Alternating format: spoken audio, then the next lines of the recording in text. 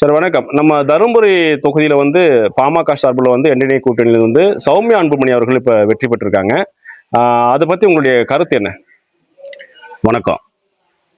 நம்ம தேசிய ஜனநாயக கூட்டணியில் தருமபுரி மாவட்டத்தில் பாமக சார்பாக வெற்றி வேட்பாளர் முனைவர் சௌமியா அவர்கள் வந்து தேர்தலில் வந்து நின்னாங்க. இன்னைக்கு இவங்க தருமபுரி மாவட்டத்தில் அவங்க வெற்றி பெற்றிருக்காங்க.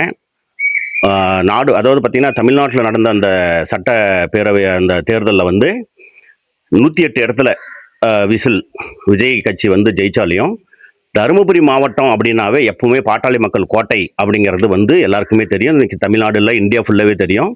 அதுல நம்ம சௌமியா இன்னைக்கு வந்து முனைவர் சௌமியா அவங்க வந்து ஒரு நட்சத்திர வேட்பாளராக வந்து நிறுத்தி வைக்கப்பட்டது. அவங்க ஜெயிச்சாங்கன்னா நம்ம தருமபுரிக்கு கண்டிப்பா ஒரு வளர்ச்சி கொடுப்பாங்க. இளைஞர்களுக்கு வந்து ஒரு வேலை வாய்ப்பு கொடுக்குவாங்க, சிப்காட் ரெடி பண்ணி கொடுப்பாங்க. ப்ளஸ் வந்து நம்ம காவேரி உபரி நீர் அந்த ஏரியில் நிரப்புறது வந்து சொல்லிட்டு இருந்தாங்க. கண்டிப்பாக அதையும் கண்டிப்பாக வாங்கி கொடுப்பாங்க. அவங்க வெற்றி பெற்றது ரொம்ப ரொம்ப ரொம்ப பெருமையாக இருக்குது. எங்கள் பாட்டாளி மக்கள் சார்பாக, கட்சி சார்பாகவும், நம்ம தொண்டர்கள் சார்பாகவும் அவங்களுக்கு நாங்கள் நன்றி தெரிவித்துக் கொள்கிறோம். மேலும் அதாவது தருமபுரியில் பெரும்பாலும் முன்ன வந்து அன்புமணி ராமதாஸ் அவர்கள் ஜெயிக்கும் போது எம்பியா ஜெயிச்சிருக்கும் போது மோஸ்ட்லி அவங்க வந்து டிஸ்ட்ரிக்ட் லெவலில் இருக்கிற பெரிய விஷயங்களை மட்டும் தான் ஃபோக்கஸ் பண்ணுறாங்க. குக்கிராமங்களில் இருக்கிற பிரச்சனையை கையில் எடுக்கிறது இல்லை. இப்போ சௌமியா அன்புமணி சட்டமன்ற தேர்தலில் ஜெயிச்சிருக்காங்க.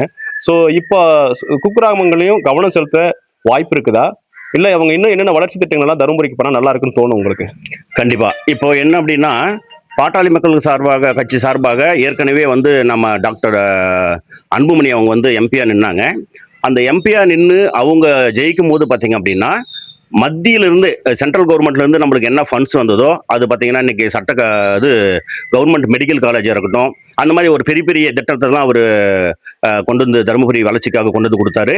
இங்கே மட்டும் இல்லை, பாட்டாளி மக்கள் சார்பாக அனைத்து மாவட்டங்களுக்கும் அந்த 108 ஆம்புலன்ஸாக இருக்கட்டும், சுகாதாரத்துறை அமைச்சர்கள் வந்து எல்லா விஷயத்தையும் நல்லபடியாக செஞ்சு கொடுத்தாரு.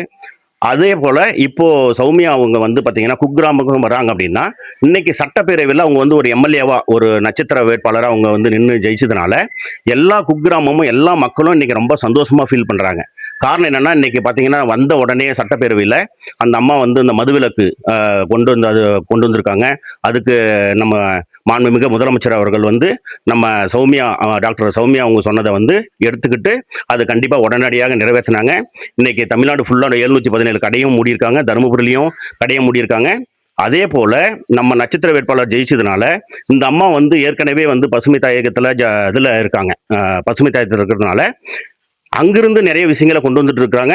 இன்னைக்கு இவங்களே ஜெயிச்சதுனால நம்ம தமிழ்நாட்டுக்கு தருமபுரிக்கு நிறைய விஷயங்கள் கொண்டு வந்து குக்கிராமத்திலிருந்து தமிழ்நாடு தருமபுரி வளர்ச்சிக்காக மக்களுக்காக கண்டிப்பா நல்லது செய்வாங்க அப்படிங்கிற நம்பிக்கை எங்களுக்கு இருக்குது. ஓகே.